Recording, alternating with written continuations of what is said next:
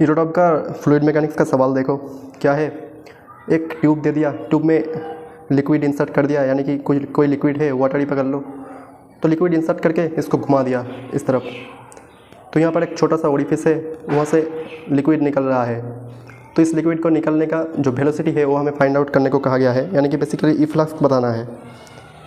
तो ये वाला डिस्टेंस दे रखा है h, यानी कि जो लिक्विड है ट्यूब में उसका जो लेंथ है वो है h, और इसका टोटल ट्यूब का लेंथ है l।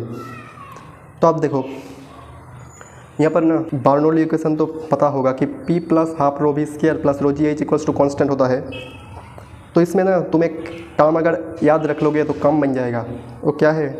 P plus half rho V square plus rho G H. जब भी तुम कोई रोटेटिंग फ्रेम में चले जाओ और रोटेटिंग फ्रेम में लिक्विड या कोई और की, तो उसमें रोटेटिंग के लिए बार्नौली इक्वेशन लगाना चाहो रोटेटिंग फ्रेम में, तो क्या करो, वहाँ पर सेम बार्नौली इक्वेशन लिखो, P plus half rho V square plus rho G H, plus एक और टर्म ऐड कर लो। वो क्या है? Minus half rho omega square into axis से जितना में तुम रोटेट कर रहा है जो चाह रहे हो वो half rho omega square R square हो जाएगा, यानी कि डिस्टेंस है आर, तो वो आर है एक्सिस से, तो minus half rho omega square R square equals to constant हो जाता है। तो यही हो जाता है बार्नौली इक्वेशन। कभी भी कोई रोटेटिंग फ्रेम में अगर आपको लगाना चाहिए तो ये वाला अच्छे से याद रख लो।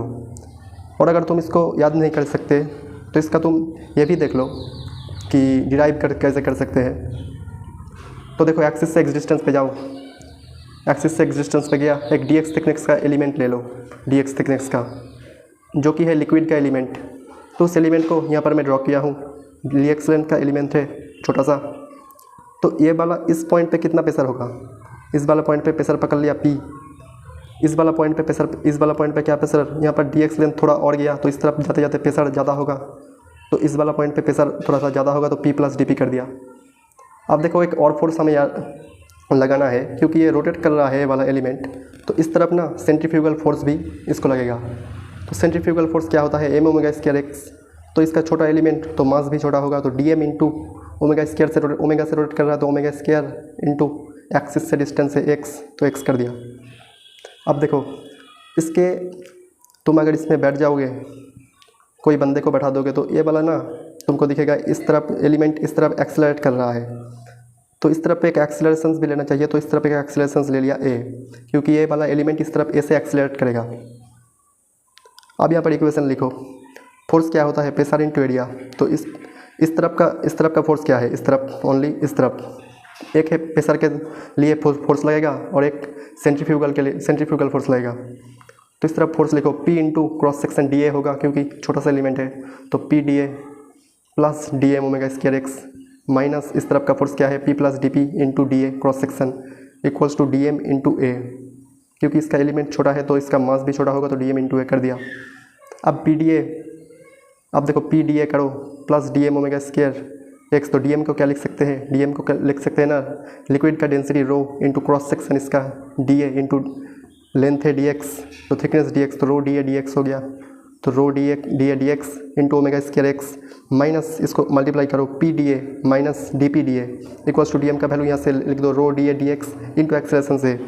अब P डी ए कैंसिल हो गया, तो रो ओमेगा स्क्वायर एक्स आ गया, रो ओमेगा स्क्वायर एक्स इंटू, तो यहाँ से डी ए को ना बोथ साइड से उड़ा दो, तो rho omega square x d x आ गया, माइनस डी पी रहेगा equals to rho d x. A को क्या लिख सकते हैं? एक्सेलरेशन को velocity into d v by d x, वो क्या होता है? Velocity gradient.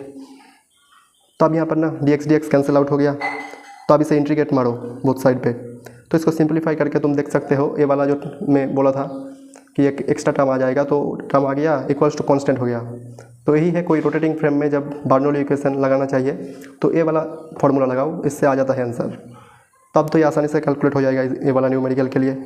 ये वाला पॉइंट ले लो, ये वाला पॉइंट ले लो, 2 पॉइंट पे बार्नौली इक्वेशन लगाओ। यहाँ पर प्रेशर क्या होगा?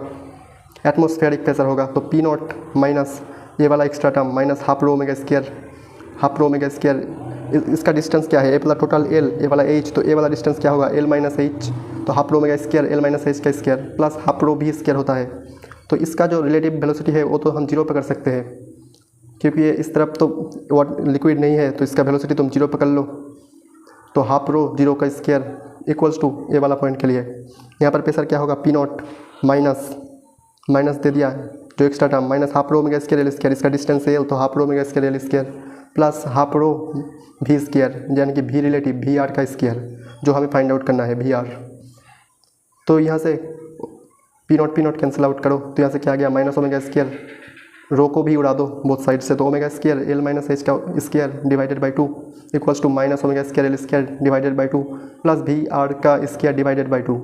तो यहाँ से v r square divided by 2 क्या आ गया omega square L square divided by 2 minus omega square l minus h का स्क्वायर डिवाइडेड बाई 2। तो यहाँ से वी रिलेटिव क्या आ गया ओमेगा स्क्वायर, इसको फार्मूला से क्या आएगा ए माइनस बी का स्क्वायर, तो यहाँ से फार्मूला निकल के आ जाएगा वी रिलेटिव आ जाएगा omega under root 2 H minus H square.